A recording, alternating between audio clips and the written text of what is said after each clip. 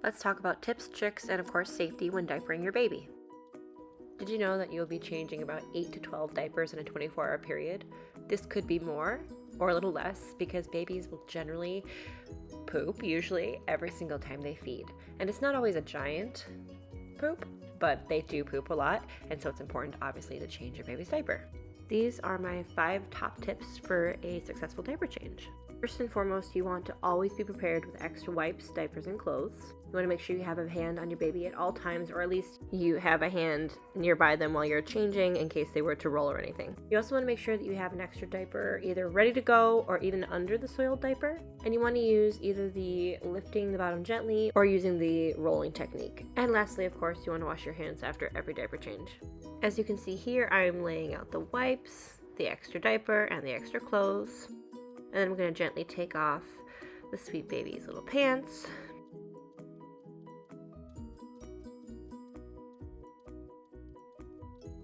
Lay under the extra diaper just in case.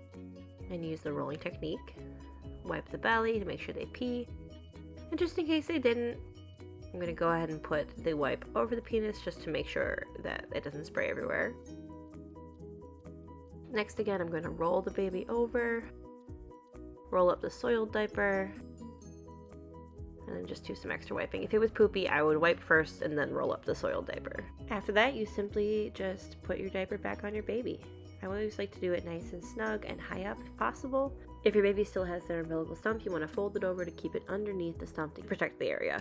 Most newborns don't typically like to have their diapers changed.